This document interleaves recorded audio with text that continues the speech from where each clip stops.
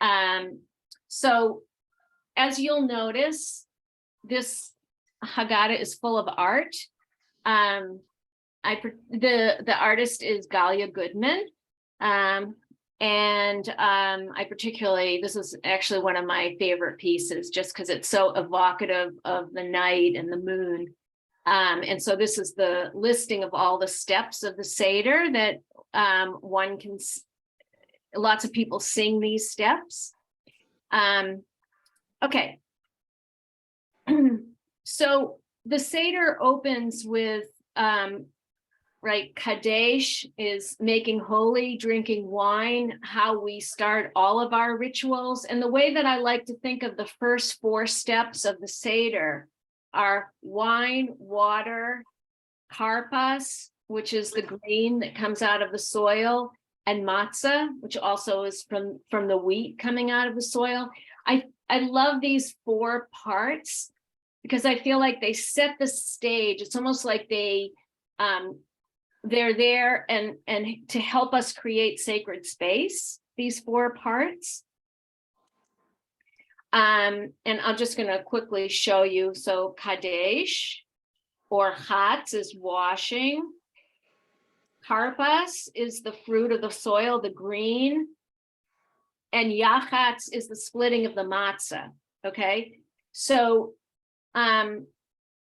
what in a kind of in the Maxwell House Haggadah or lots of Orthodox Haggadot, and just in lots of Haggadot, these 4 parts are written with like 1 or just very few lines and no art. And so a lot of times people just kind of rush through these blessings to get through to the Magid section, the story section. And one of the things I love the most about this Haggadah is that the art allows you to kind of sink in to each one of these pages and these blessings. So let me just explain how the pages work here. So all the stuff that's in green, I don't know if you can see, but this is all green down here. This is the traditional, this is the blessing, okay? And all of this other stuff here is context. So I'm giving you a lot of context, and the blessing itself is very small. But to me, in order for us to really understand to kind of connect to the Seder, we really need a lot of context. And and also, again, a lot of times you'll just see with wine, maybe just a picture of a wine glass, and here just wanting to show the connection to the earth, the grapes, the grapevine is where the wine comes from. Washing is orchatz, okay, so that's water. And then karpas, when I first, so some of you know that like, I didn't really get into Judaism until I was an adult. I mean, I was born Jewish, but the tradition didn't really start speaking to me till a lot later. But one of the things that I most liked about the Seder, and one of the things that I could most relate to before I really knew much, was karpas, which is the greens, the fresh greens that come out of the earth and that are the reminder of spring.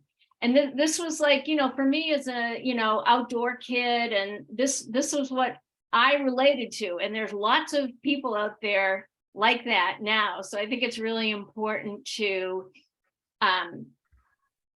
lift up karpas.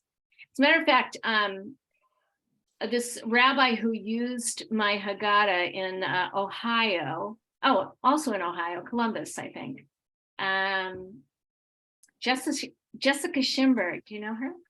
Yeah, so she used the Haggadah for her congregation, and she had different people take parts of it and study up on it and then present the parts. and somebody made a film for Karpas, like it was like this 5-minute little video, just like it's an appreciation of everything growing in the earth. And so there's just a lot that you can do with this once you start realizing what Karpas, that Karpas is really a blessing about the earth. Let's see. Okay. Oh, one other thing I wanted to say about Karpas that I think is really fun. So, Karpas is, a lot of times people would have just some parsley on their plate for Karpas. And I don't really like parsley. And again, as a young person, it's like, well, I was interested in the greenery, but why have parsley? There's a lot of other things that you can eat. And so once I realized that we weren't bound to eating parsley, I would always do Karpas for whatever Seder I was at and bring a whole bunch of different kinds of greens to taste. So like watercress and arugula and just whatever I could find. Because again, it's really indicative that this is the beginning, this is spring. And asparagus is also great because asparagus comes early, right? And so it's really indicative of the spring. And another thing, and this is in the back section about preparing for your Seder. I read that in some Sephardic communities that they'll use the Karpas and put it on the table, just lay out different greens all around the table as decoration. And then you're going to dip the Karpas in the salt water. Anyway, there's a lot more that we can do that we don't necessarily think of, because a lot of times we get stuck in the old patterns of how we've done the Seder as children. Does anyone have any questions yet? No. Okay, and I'm not able, it's a pain for me to look at the chat, so please just holler if you have anything you want to say. Okay, so the fourth section about kind of setting the sacred space, we did the blessing on the wine, the water, Karpas or the greens, and now it's Yachatz, which is splitting the matzah. And again, in this Haggadah, we keep trying to show the connection to the earth also through the art. And a lot of times you might just have a picture of a piece of matzah, but here we're showing the wheat to try to engage more with the wheat of the earth. And I'm just going to read a little bit here, because this is, again, another one. This was another one of my favorite parts of the Seder before I really understood what the Haggadah was about. Matzah is the simplest of all foods, wheat and water, humble pie. It is parched, dry, and unassuming like the desert. When we consider matzah relative to bread, one of its meanings becomes clear. Bread is the puffed up version of wheat, far removed from the flour and the earth from which it comes. In the context of Passover, bread symbolizes the additives and excesses that weigh us down and enslave us. Matzah reminds us of what bread would like us to forget.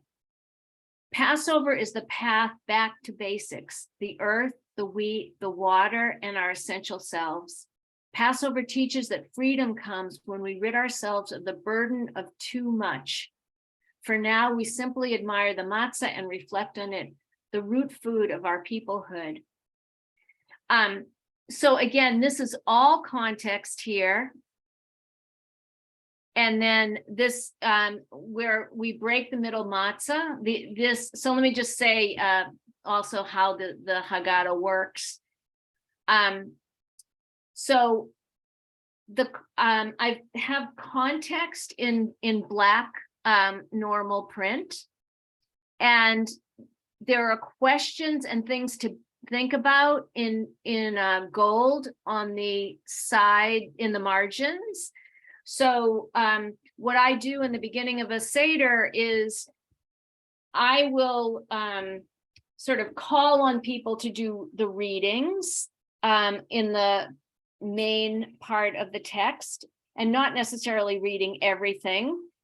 And then I'll ask people, like right from the beginning, that if they see something in the margin that interests them, they're welcome to bring it up, to ask a question, to say, oh, here, I found something interesting and I'd like to talk about this, as a way to engage people in the Seder. Okay, and I need to show you. Okay, so and then here we start in the with the main part of the story, the Magid, the telling. And again, it's only the green, the part in green is the part that's in a traditional Haggadah, and everything else here is context. So this page for Magid is just introducing the fact that the story is coming and what does it mean to tell a story. And there's some questions here on the side that may be of interest. I like the one right here. Can telling a story set you free? Can telling a story hinder your sense of freedom? Can language change you?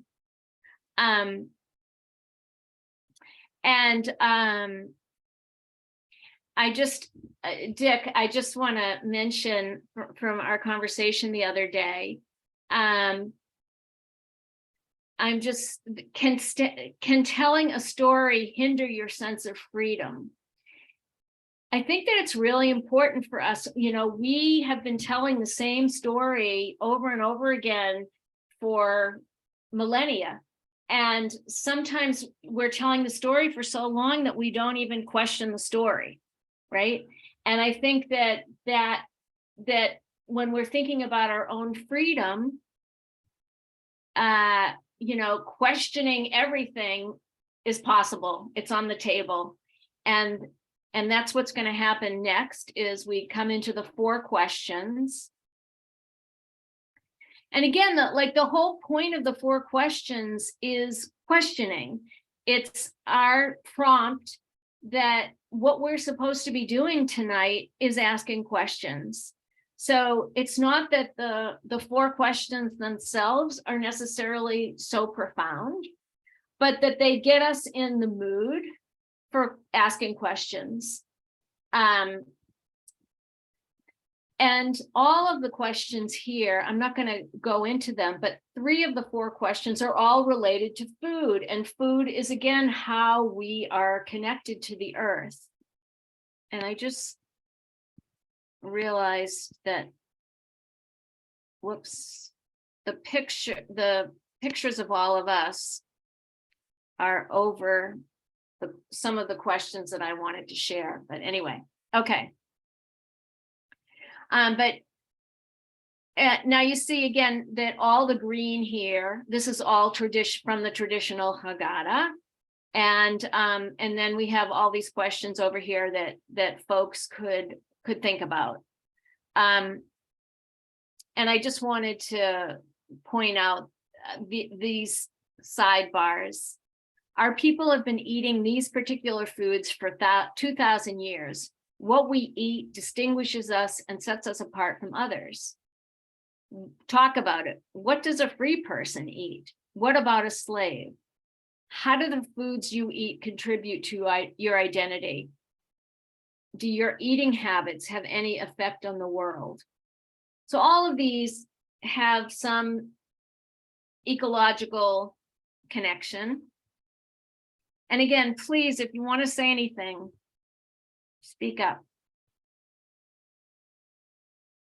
Okay, so now we get into this whole section on really what the evening is about, is talking about freedom and slavery, right? Those are the primary themes of the Haggadah. And we start talking about physical slavery. I'm not going to spend very much time here because most people have a strong orientation to this part. And then we talk about physical slavery, then we go into the 4 children, and then we talk about spiritual slavery. And I'm going to skip the 4 children for now. If anyone wants to come back to it, we can. And I'm going to go into spiritual slavery. Some of the traditional part is difficult for people to follow, but it's, you know, it's obviously here for everyone, and you know, depending on who you are and what kind of a Seder you want to have, it's not, you know, it's not critical to read all of these lines. I think it's great to at least read something from every section of the Haggadah, from every step of the Haggadah. Okay, so on this page, just talking about what does spiritual slavery mean? Can somebody read this quote in the green here? The difference between a slave and a free person? Go ahead. I can. Go ahead. The difference between a slave and a free person is not just a matter of social position. We can find an enlightened slave whose spirit is free and a free man with the mentality of a slave. Real freedom is that uplifted spirit that inspires the individual to remain true to their inner essence. A person with a slave mentality lives life according to other people's measure of value. And that's Rav Kook. Any thoughts about this? It's a great quote. It's, you know, our culture that we are surrounded by creates what we think of and what we don't and what we focus on. Right. Less we make a real effort to have a spiritual self or a self that grows beyond that. Right. No, I think what you're saying is really true. And that it's like, we have to make an effort because those messages are so ever present. And, you know, we're not even aware of how we are affected by those like consumer messages, you know, stuff we need to buy, stuff we need to achieve in order to feel like we're having a successful life. Rabbi Steve, you have your hand up?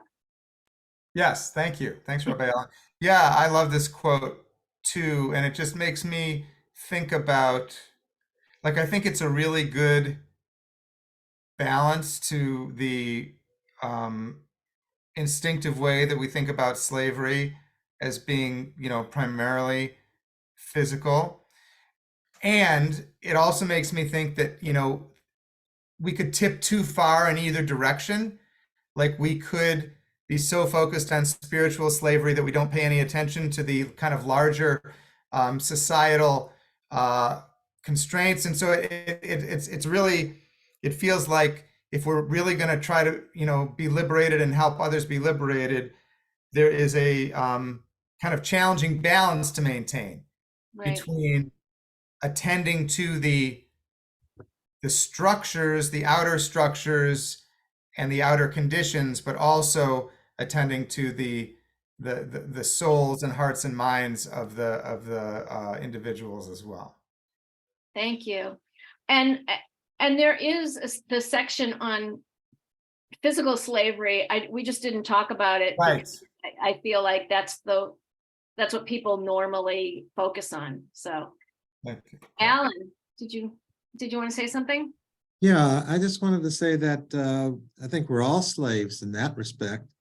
You know, like maybe some more than others, but worrying about how we look, our appearance, conforming to styles, conforming to, you know, beliefs and things like that. There are so many ways in which if we were truly liberated, we would be living life, or myself, I'll speak just personally, I would be living life differently if all those factors weren't there. So, and of course, some factors are necessary to keep society going, but a lot are just to fit in. Alan, can you imagine a way that like the synagogue could be supportive of people really examining that kind of stuff and trying to stay more true to themselves? Can you imagine? I mean, for you, I feel like what you just said was you were being pretty vulnerable, and one of the things that impressed me about your congregation was just the amount of honesty that I felt like people shared about themselves. And I'm just wondering, I mean, for you to say what you just said, like, well, maybe you could take steps. Good. We could. You know? We could Anyway, it's your challenge. we could bring in some speakers who are not conformists. That would be a start. There we go. Yeah. Dick, yeah. Yeah, so This just is Dick, you guys. He's from Dorsey Derek in my community. which is the minion that Rabbi Bernstein and I are both members of. And I was thinking of sort of the positive dimension of looking at other people's values and trying to emulate them, which is a variation on what I think we're talking about. And it actually emanates from the minion that we're in. I think there are a lot of norms in our minion that I try to adhere to, that I think, were not necessarily things that I thought of myself before joining the minion, but now that I see them exemplified in the way that people interact with each other. I'll give you an example, Lashon Hara. That clearly this minion that we're a part of is really regards Lashon Hara, that speaking of evil and gossip, as anathema. And I know that's a generalized Jewish value, but it's a lived value in this in our community. And I find there's a lot of positives like that I want to become more involved with and more engaged with and live my life more along those lines. So I think there's a positive side to this issue that we're talking about. Right. And that was kind of where I was going with Alan around support from the shul, like how can, what are the values that could help also you in your own life. Yeah. Okay. I want to go.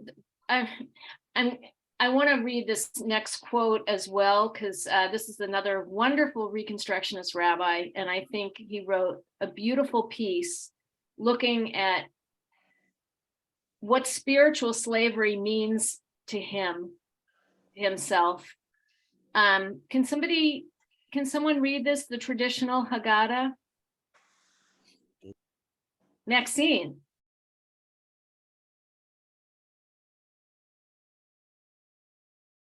You need to unmute. There we go. Okay. The traditional Haggadah draws a sharp distinction between oppressor and oppressed, the Egyptian overlord and the Israelite slave. While our world is plagued by such stark imbalances of power, I find myself preoccupied with the way that our society locks us, its beneficiaries, into oppressive roles. My daily routine is sustained by the ceaseless extraction and burning of fossil fuels. When I take stock of this, I want to cry out to God, not as an enslaved Israelite, but as an Egyptian, sickened by the destructive power entangled in my hands. Going back to the land, learning to grow a large portion of my family's food with regenerative techniques, drawing sustenance from the parcel of earth where we make our home, while also doing my best to restore it as habitat to birds and bees, bears and butterflies, has felt in this regard like liberation. Thank you, Maxine. So I'm curious as to what people's thoughts are about Rabbi Weiner's writing here? Yeah, Rob. When I think of the previous reading that we did about, The Rav Cook? yeah, the Rav Cook one about who's a slave and who isn't, along with this one, the word commitment comes to mind.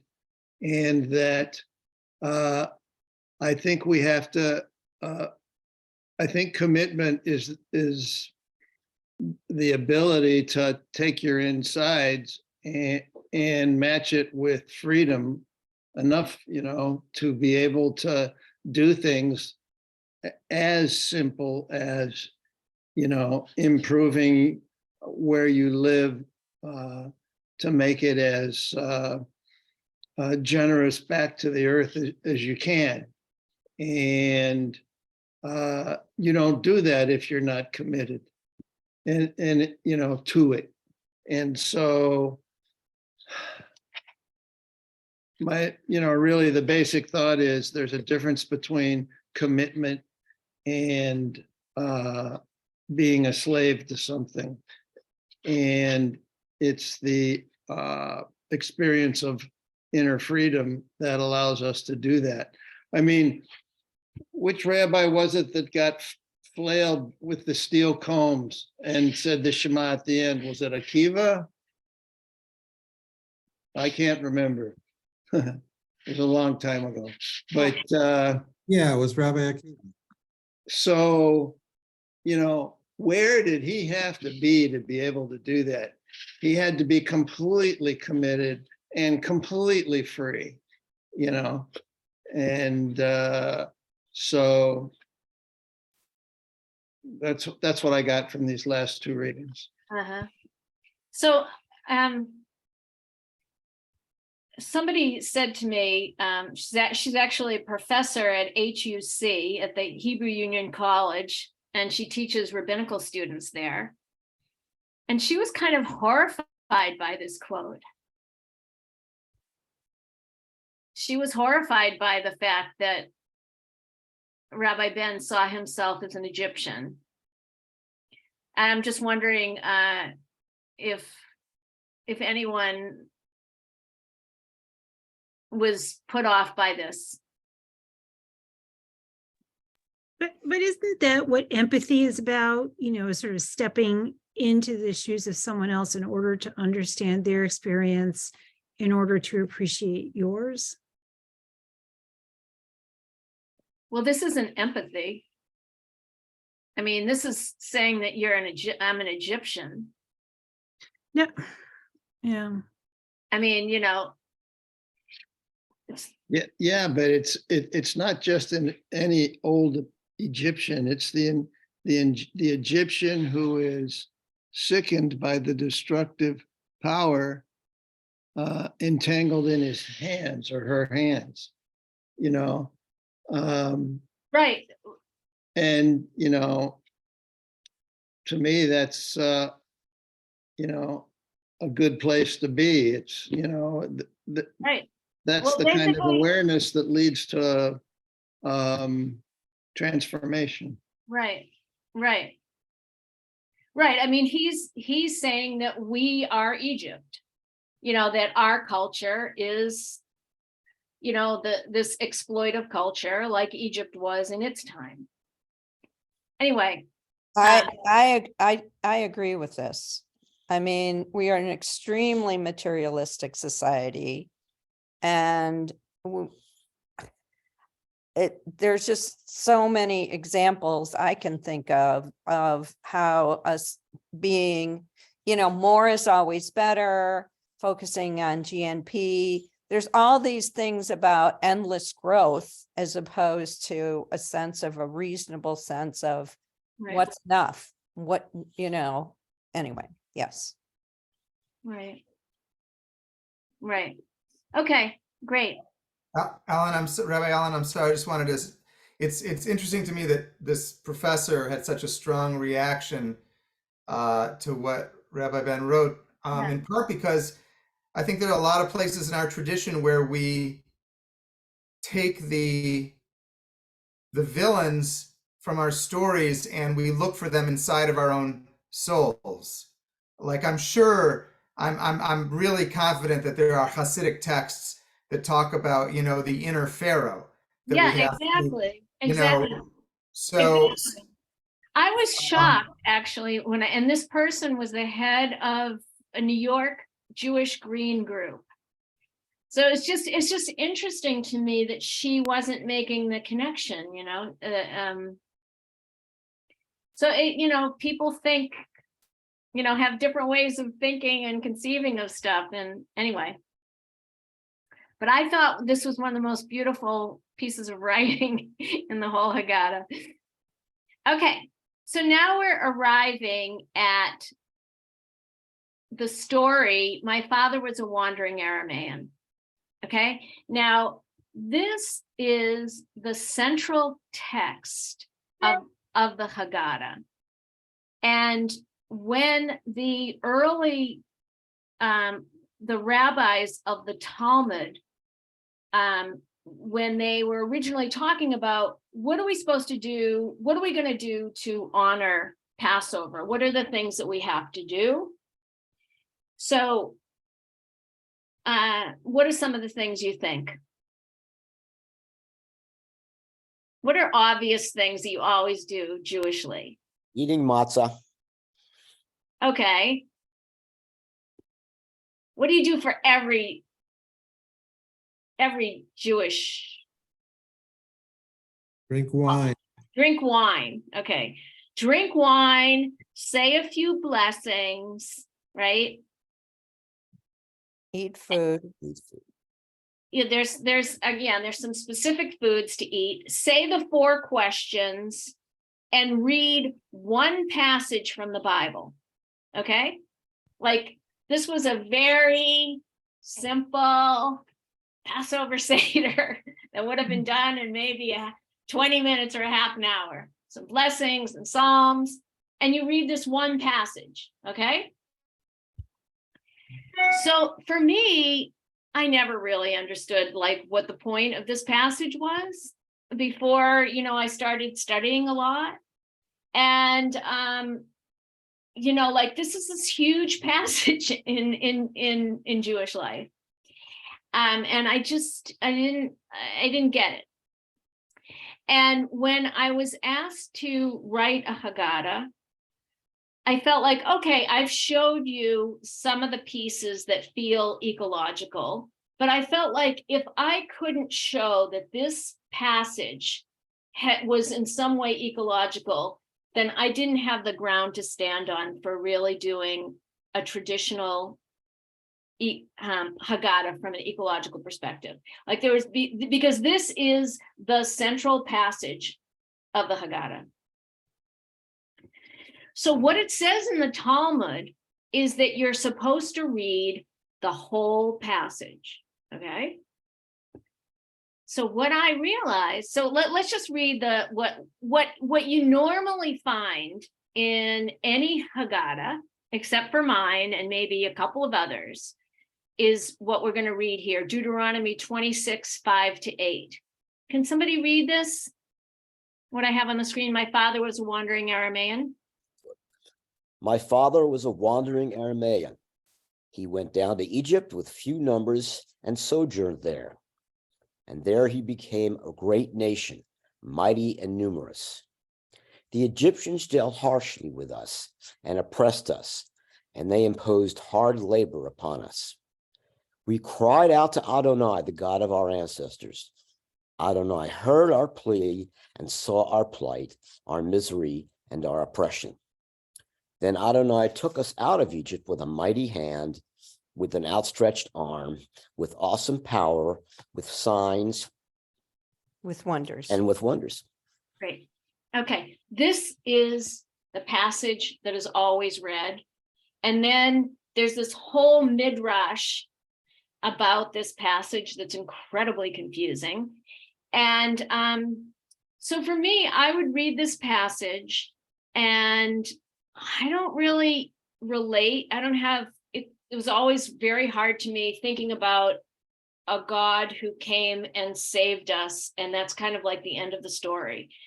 It's, for the way that I think about God, it just doesn't really compute for me. So I was thinking, that what I just mentioned to you, that what it says in the Talmud is that we're supposed to read the whole passage. And I can't remember if we talked about this when I came to visit with you, but one of the things I realized is that lots of things get cut off in our prayers, and a lot of times the words that are cut off, that are kind of left on the cutting room floor, have to do with land or earth. And I found this with the Via Havta and just all kinds of different prayers that, like, so for example, the language like justice, justice you shall pursue. We always say that verse as if that's the whole verse, but this part gets cut off, which is so that you may live long on the land. Okay. Honor your father and mother so that you may live long on the land. Now, what we need to remember is that the word land and earth are the same in Hebrew, and it's the word eretz. And we've talked about how eretz, through Genesis 1, the word eretz is used over and over again as it brings forth life, which Alan was talking about. It brings forth plant life, but it also brings forth animal and human life. The earth is a living generative being. So what I realized, I thought, okay, I need to see, do we actually have the entire passage here that the Talmud was telling us to include? And I realized that, in fact, there's a couple of more verses that talk about the earth, the land.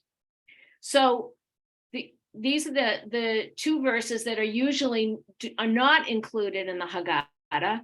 Adonai brought us to this place and gave us this land, a land flowing with milk and honey. And now I bring the first fruits of the soil, which you, Adonai, have given me. So this was exciting to me to see that, in fact, why did God take us out of Egypt? God took us out to give us a land so that then we bring back the first fruits of the land to God.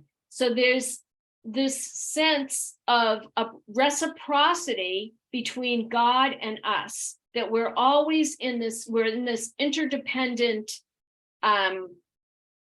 kind of situation, this interdependent relationship where, and also here in the Hebrew, the verbs are all the same between verse 9 and verse 10. So God brings us and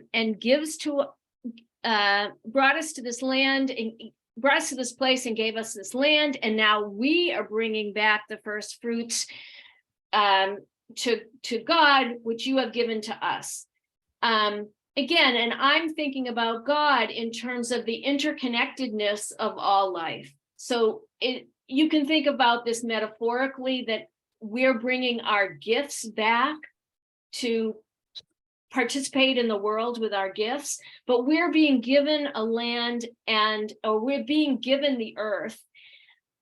We're given a place to live in which we live in reciprocity. So for me, and we're going to look through this. We're going to take a little more time on this. I think about land in terms of earth. I think about land universally. And when we think about land in terms of ownership, then we get in trouble, right? And the whole concept of ownership really doesn't exist in the Bible. So that's a later kind of idea. I think, Maxine, you had your hand up. And we're gonna get more into this, so it might answer your question, but go ahead. So you've struck a chord with me, because I think of sacrifice, that you bring a sacrifice to the temple of either grain or an animal. And I love what you said, that you're bringing a gift. It was given to us. And I really now resent the idea of sacrifice, of that word. But so what you're saying is that you like this whole, you really resonate with the reciprocity idea. Yeah. Yeah. Sacrifice is like I'm giving up something that I should want, as opposed to provide, bringing a gift back as a thank you. Uh-huh. I mean, sacrifice to me is almost like a punishment, rather than, and so, yeah, so now I'm looking at it totally differently and Right. not being very Well, happy about such words. Let me try to help you a little bit with sacrifice, because sacrifice is related to the word for sacred. So in some ways, again, it's maybe the way that we've understood sacrifice in a conventional way that makes it seem like a negative. But you can think of sacrifice as this giving back because it has the word sacred within it. But okay, so we're gonna. So I'm gonna go really quickly through this part. So basically, this is the part where you tell the story of, my father was a wandering Aramean, and all of this in black type is just, again, context for the biblical story. The green, again, is the part that is traditional. And this is all about, just elaborating on the Egyptians dealing harshly with us. We cried out to God, then God took us out of Egypt. So this is all an elaboration. Okay, we have to talk about the plagues for a minute. Well, actually, I want to come back to the plagues. I want to keep going so God brought us to this place and gave us this land, a land flowing with milk and honey. So let's see if I can move this over. I cannot. Okay, here we go. Getting out of Egypt was not the hardest part. We'd spend 40 years wandering in the wilderness before we could receive a land where we could set roots, grow our own food, and finally be free. It would take all that time to heal from the condition of slavery that we inherited in Egypt. In Egypt, Pharaoh owned and exploited the land and everything in it, the fruit trees, the animals, the gold deposits, and us. In Pharaoh's ownership economy, people and creatures were commodities to be bought and sold.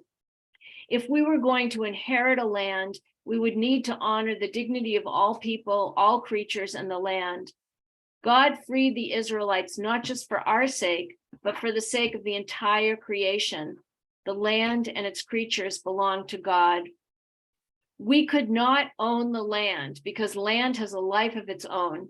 We were to treat the land as a commons, which everyone could share and enjoy, just as we share the air.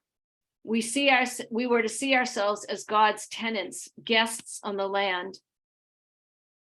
The hardest lesson for us to learn was that the land or the earth could not be guaranteed.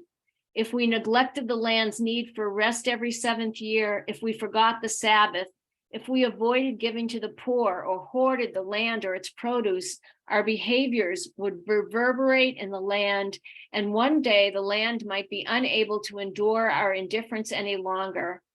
The land may have no recourse but to spew us out. And those of you who are familiar with reading the Bible know that that's what happens. The land vomits, the worse we behave, the more the land responds to us. And the land throws us out or eats us out. If we wanted to dwell freely in the land for generations, we would have to know what farmers have always known, that caring for land is a matter of life and death. It requires dedication, perseverance, and love. Okay, let's see. Just trying to see if I can show you any more of this. Okay. All right, I'm gonna just take you to the next page. So now I bring the first fruits of the soil, which you, God, have given me. So I want to just point us to this, this little thought over here in the margin. We live in reciprocity with God and the land. God gives us a land and we bring the land's fruits back to God. Returning our fruits to God ensures that the cycle of giving is unbroken. So again, there's this whole sense of reciprocity that happens, and we need to continue giving in order to stay connected to the land. It's incredibly poignant to me, given what's happening in our world right now. And I mean, I think about this ecologically. I'm sure a lot of people think about it politically, but I, you know, ultimately the earth has the last word. Does anyone have any comments here? Because this is Steve, Rabbi Steve. Yes. Just the piece that you just read reminds me, I think this is a Talmudic, I don't know, analogy, although I'm not 100% certain, but a couple of rabbis are comparing two bodies of water, the Dead Sea and the Sea of Galilee. And they point out that the Dead Sea receives water but doesn't share it with any other sources. But the Sea of Galilee receives on one end and also passes its water on at the other. And they just say, take a look at these two bodies of water and, you know, which one is alive and which one isn't. And just this idea of giving as being life generating and life affirming and life sustaining. Wow, that's beautiful. Thank you. I'd love to, if you have that quote somewhere, I'd love See if I can track it down. Okay. Yeah. Yeah. I just also want to, does somebody want to read this lovely little quote here? The whole world was created.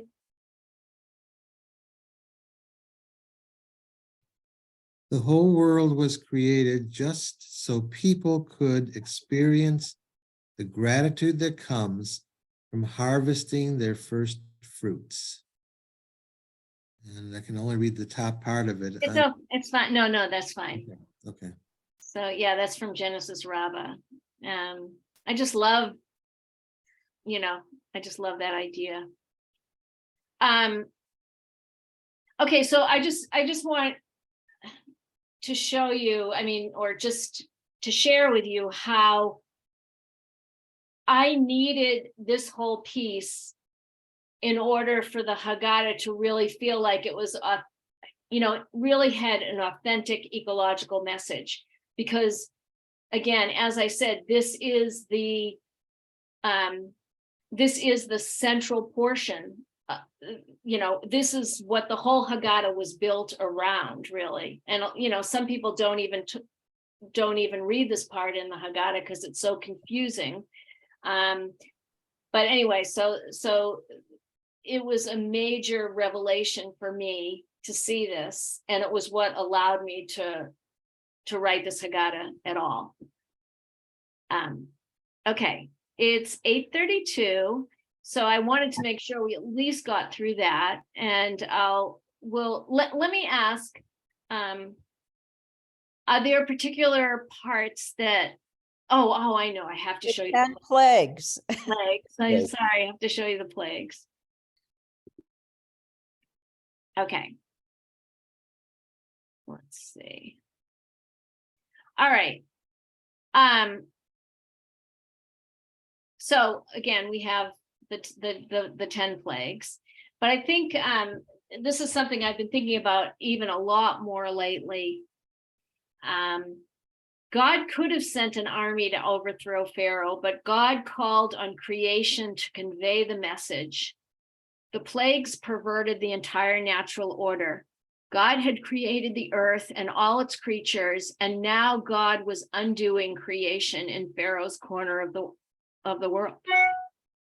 So one of the things that I've actually been thinking about a lot lately, just in the last couple of months, is really thinking about creation, thinking about we use the language of plagues to talk about this, but there's other words that are actually used more in Torah. Does somebody know what those words are? Signs and portents, right? Those words are used actually more than the words for plagues. And,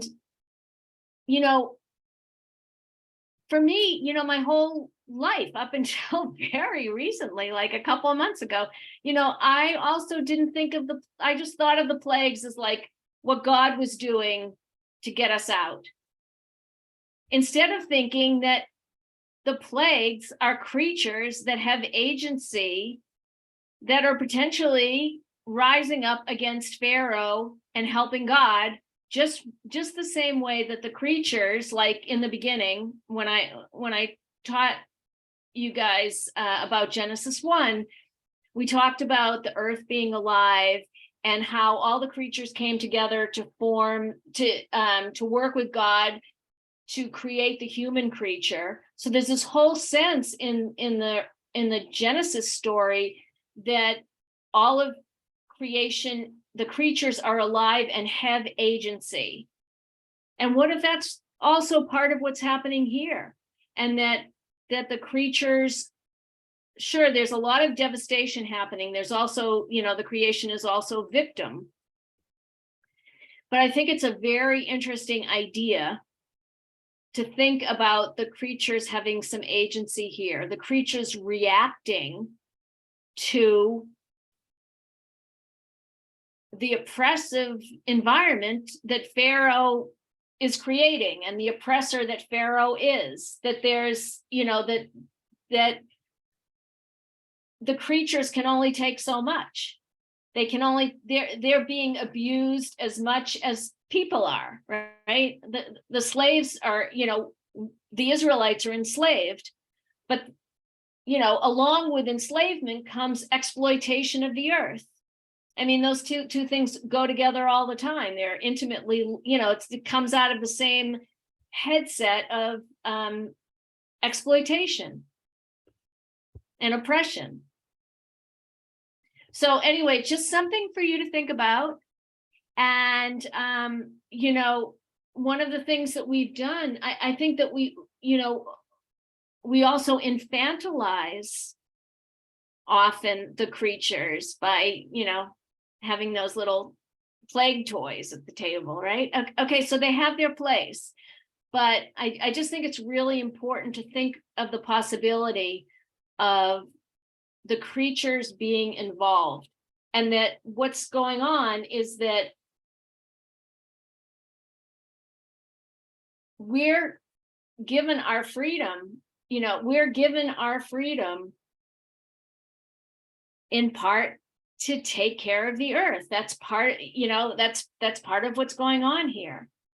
We're not just given our freedom, period. We're given our freedom to be in relationship with the earth and to be giving our gifts back. Does that all make sense? Okay. Okay. So let's see. So then, I want to show you some of them. So Dayenu is an obvious eco kind of section of the Haggadah, because, right, Passover encourages us to distinguish between more and enough. More wealth, comfort, and convenience often stimulate the desire for more wealth, comfort, and convenience. And Dayenu is telling us, stop, enough already, right? We don't need more. And that we need to just feel satisfied with what we have. Okay, so Dayenu is a critical piece. So I always love showing this page because this is one of my favorite pages of the Haggadah, just from an artwork perspective. But whoops.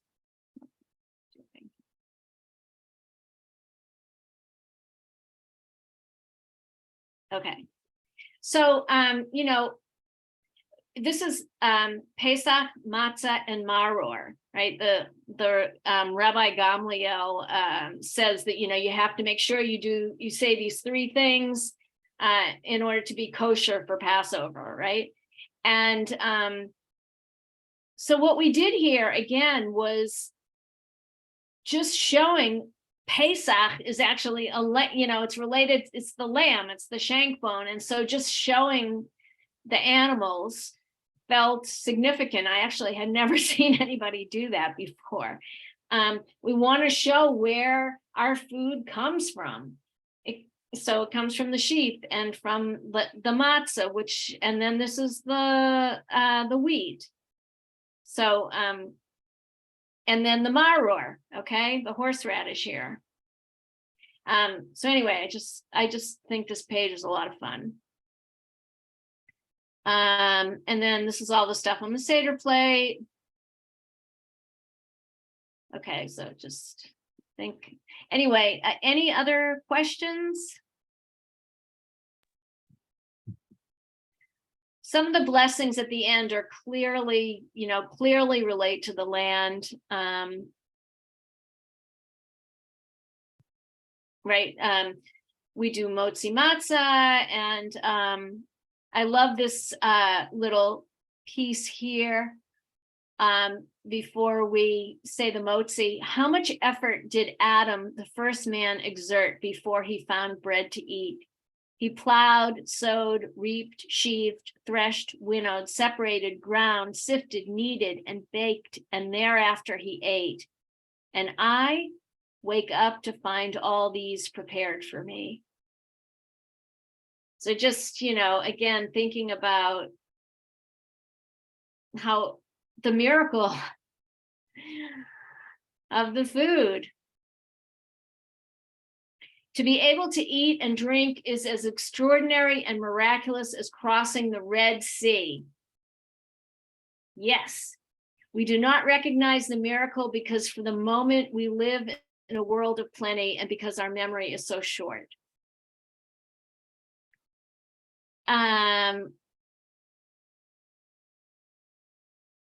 Dinner time, the afikomen, and then the blessings at the end are, have always moved me because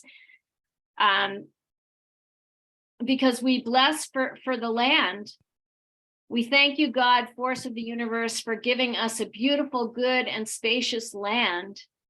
So like just that is an integral part of our blessing and our gratitude. But a lot of times, we just don't realize how central it is. So I think that's pretty much everything I'd like to share, unless, there's any other questions.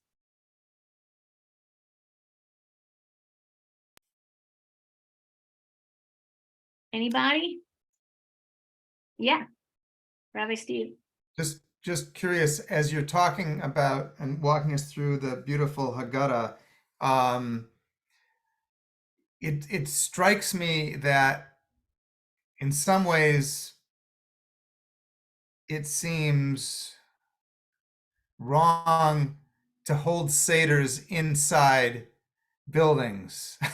And if we were going to really, do a seder and fulfill all of its potential for those connections, that we would actually be outdoors. I mean, I know that has all kinds of logistical complications, but anyway, I never thought of it before. I've heard of people do. I don't know. Do you know? You've probably done lots of outdoor seders? I'm thinking. Yeah. I even did them in Hampshire College. The kids loved it. We all just wore our down jackets. Yeah, it was totally fun. It was very easy. I mean, what I love about what you said, I think this is what you said, that it's almost an obligation. Yeah. And yeah. I think that I guess I'd like to say that to you around so much. Like Shabbat is the same thing. I mean, personally, I think it would be an obligation to celebrate all of our holidays outdoors, because otherwise it's very hard to integrate all these things if you don't have some kind of, if we're not cultivating a relationship with nature and the whole natural world. A lot of this, it just doesn't resonate because it's like we don't see its face. It's like, you have to learn how to appreciate music. Well, at least I have to learn. There's lots of music I don't know how to appreciate. There's lots of art I don't know how to appreciate. And I just think it's the same way with the natural world. That, we're so used to living indoors and that we don't even get what a miracle it all is. And we have to have it pointed out to us. And I think the first step is doing our holidays outdoors. And it's not, if you have some volunteers, it's not so hard. And anyone that wants to go to Maui, I heard someone's using my Haggadah for an outdoor Seder in Maui. That would be lovely. But Ohio, I mean, I don't know about you, but our daffodils are up a month early. Yeah, same. I mean, given climate change, it could be very warm the first week of April. So. True. But again, you might start by doing some Shabbats outside. We were very motivated to do that at the beginning of the pandemic. It was Right. Right. We did it a few times, but we very quickly shifted back into indoor. Like indoor somehow represents like the goal because we were forced out of that, but maybe we need to realize the learnings that we were exposed to in those outdoor. I really want to challenge you to keep what you just said up here in the front of your head about it being an obligation. Thank you for that challenge. And there are witnesses too, so I'm sure we will collectively keep it Right. on our radar screen. That's great. And one of the things, you don't have to do a huge thing, but maybe just even, and also as Alan was saying, like, it's kind of like you want to do stuff, but you don't necessarily know what the steps are, or you don't want to be the only one, or if you felt like more of the community was doing stuff, then it would become like your new convention, And so maybe just thinking about what are the small steps that you can take towards integrating outdoor stuff more. Rob?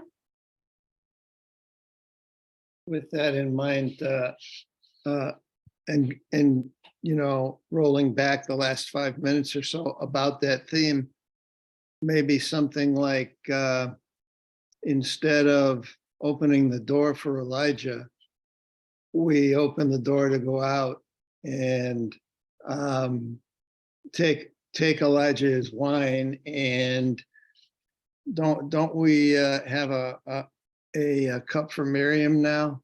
Uh-huh. Miriam's water, Yeah. and take those out and be able to do something so that it becomes at least a little connection for a few minutes. Yeah. While it's outside. Uh-huh. I also have a thing at the very beginning of the Seder of going out to look at the moon. To have that connection with the moon as the very first thing before people even kind of sit down at the table. But I love your idea too. And wouldn't that be nice to start by going outdoors and to end by going outdoors, That's beautiful. It also occurs to me like the whole inside thing from the story is based on fear, right? People are protecting themselves from the destroyer. And I don't think we want to replicate that fear in our observance of the holiday, right? We want to go to the opposite end of the spectrum. So being even that little, the traditional Elijah opening the door is like, we are inside this protected place and we're inviting people who need protection to come in and join us, or, but that could be really missing a huge piece. Anyway, I was just thinking about the symbolism of the house and the Right. indoors. So yeah, that's No, it's very interesting. And again, maybe you want to try something small, maybe a third night, something that's Mhm. easy, just somehow, not going through everything, maybe not having all of the ritual foods, or I don't know, but somehow being able to, if you're not honoring the whole natural world through the conventional seders that you're doing, maybe having another one. Hmm. Great. I mean, for me, I'd rather do it in the, first night. Yeah. People have limitations, I understand. So. Anything else?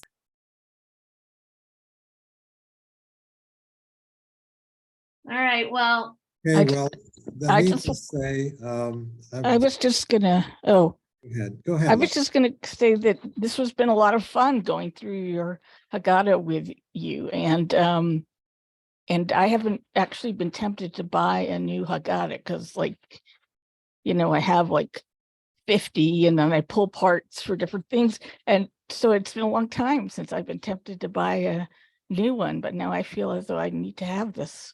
It's so smart too. Like, I like the stuff where you're looking at the missing verses and stuff. I really enjoy that. So Right. thank you. sure.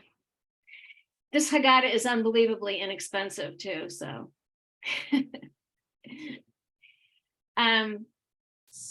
So I also want to say, I hope that you invite me back in a year when my new book comes out on the Song of Songs. That would be nice. Great, thank you.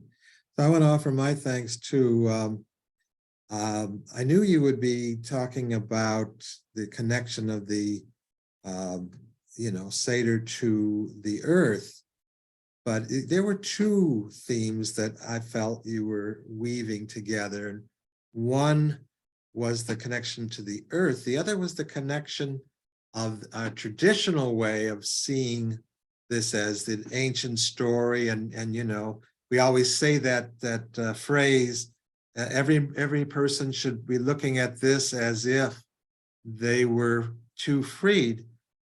It sounds good, but when you brought in that idea of spiritual freedom and how we're constrained, that really brought a different light to it. And so what this does is it, the whole Haggadah frees us, I think, from seeing and doing the same things, which over time get somewhat drained of meaning, and this reinvigorates. So thank you so much for that. Oh, great. Well, thank you for noticing. Amen. Amen. Yeah. All right. It's great being with you guys. Okay, thank Thank you. you for being with us. All right. Happy Pesach prep. This was a great way to start thinking about Pesach this year. Really, really energized. And by the way, authors get so much if you write reviews on Amazon. So please, if you like the Haggadah, take a minute and just say, buy this book, or give me a thumbs up, So, all right. Okay. Thank Okay. you. All right. Good night, everybody. Have a good night. Okay. Bye-bye.